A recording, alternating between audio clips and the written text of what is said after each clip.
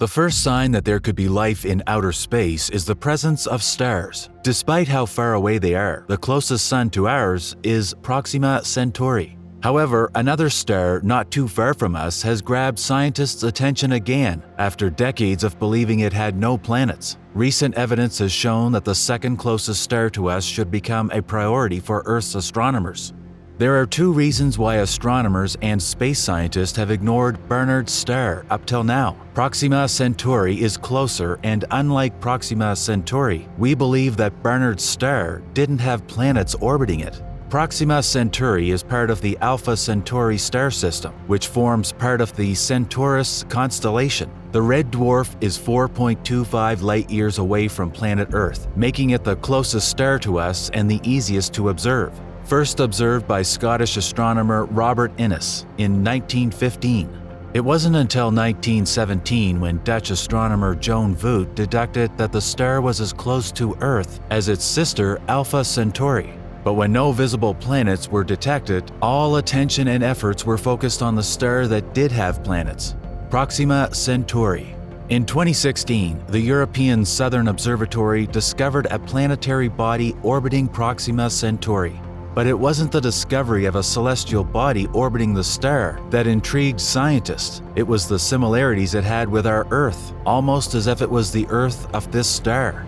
With a size just 3% larger than the Earth, a mass 7% bigger, and a surface with a temperature of -38 degrees Fahrenheit, the planet Proxima b is closer to mimicking Earth's geography than even planets in our solar system. But the closest similarity it shares to Earth is the fact that it lies within the Goldilocks zone of Proxima Centauri, just like Earth does, with the Sun in our solar system. But the only thing is, our Sun isn't the same size or type of star as Proxima Centauri. Proxima Centauri is a red dwarf that's 1/8 the size of our star, which is a G-type sequence star. Because of its smaller size and the different nature of it, Proxima Centauri emits only 16% of the light that our Sun does, and burns 2,000 degrees less than our Sun. All these factors make life impossible to sustain on Proxima b. But recently, evidence has shown that not only have astronomers been looking at the wrong exoplanet, but perhaps the wrong star.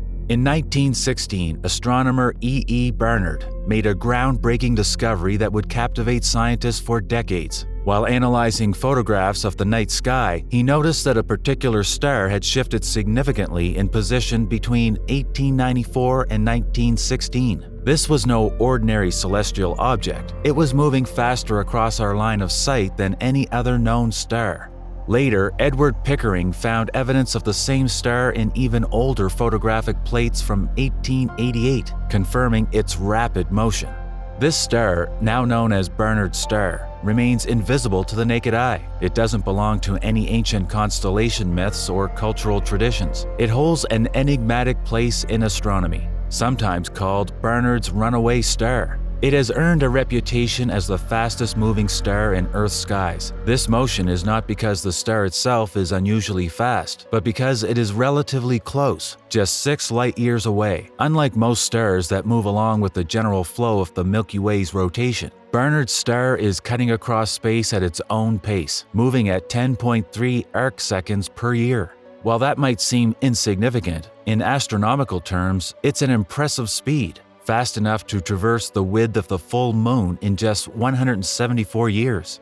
But Barnard's star isn't just famous for its movement. It also played a significant role in one of the most intriguing planet-hunting sagas of the 20th century. Back in the 1930s, astronomer Peter van de Camp and his team set out to uncover hidden celestial companions using a time-tested technique, tracking wobbles in a star's movement. This method had already revealed unseen stellar companions, like the faint star orbiting Sirius, and Van de Camp believed it could suggest evidence of something else, exoplanets.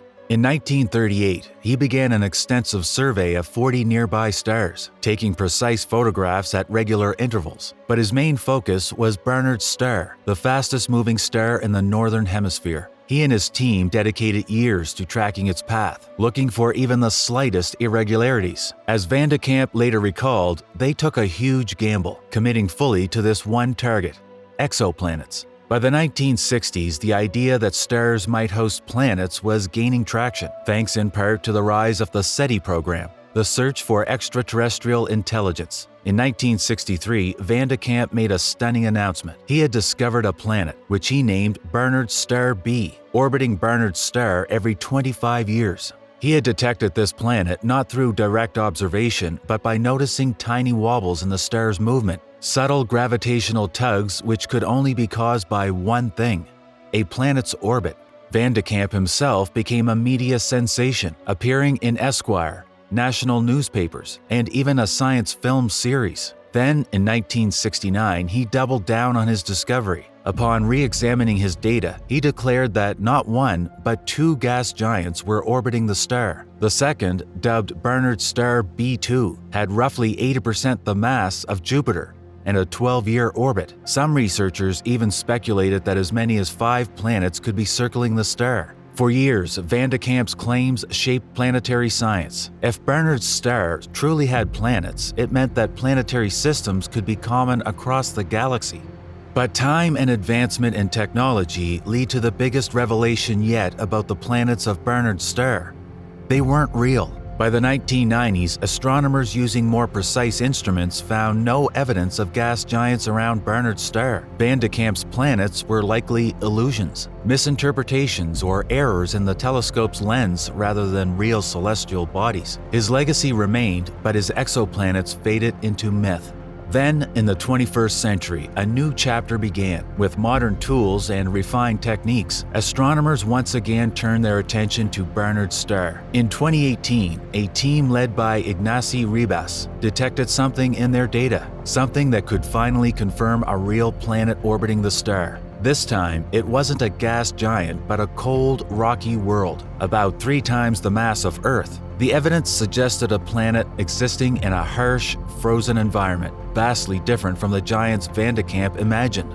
It had taken over half a century, but the search for planets at Barnard's star had finally yielded a promising result. While the dream of discovering multiple gas giants may have been misplaced, the reality of a distant exoplanet orbiting one of the nearest stellar neighbors increases the chance of one thing we've been looking for since we could leave the Earth's atmosphere: extraterrestrial life. Although sentient life capable of space travel is a stretch, the fact that microorganisms have a chance of thriving outside our solar system is remarkable. Barnard's star B, a planet more than 3 times the mass of Earth, might not seem like a promising candidate for life. It's a frozen world, likely dimly lit by its star, with an average surface temperature of a staggering -274 degrees Fahrenheit, colder than Saturn. Researchers believe it's an icy desert devoid of liquid water and inhospitable to most forms of life as we know it. Expectations were never really that high. Barnard's star is a red dwarf just like Proxima Centauri, so similar conditions that made planets around that star inhabitable also make planets like Barnard's star B inhabitable.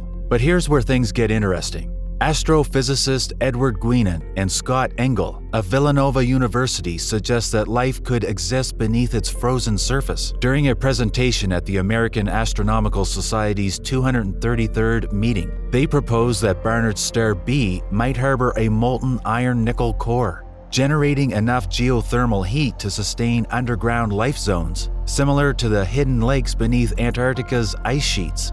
Guinan even compared it to Europa, Jupiter's icy moon, which has a similarly frigid surface but likely conceals vast oceans due to tidal heating. And with advancements in telescope technology, scientists may soon get a closer look at Barnard's star B, potentially revealing an Earth-sized exoplanet that could reshape our understanding of where life can thrive. As much as humanity's curiosity isn't bound by limitations, our technology has held us back from finding out the truth about the cosmos. Our best knowledge about Barnard's star and its planets is still an estimated guess at best, but astronomy gets more advanced by the day, so it won't be long till we learn more about Barnard's star B. And only the heavens know what other truth we are yet to uncover about the not-so-distant planet.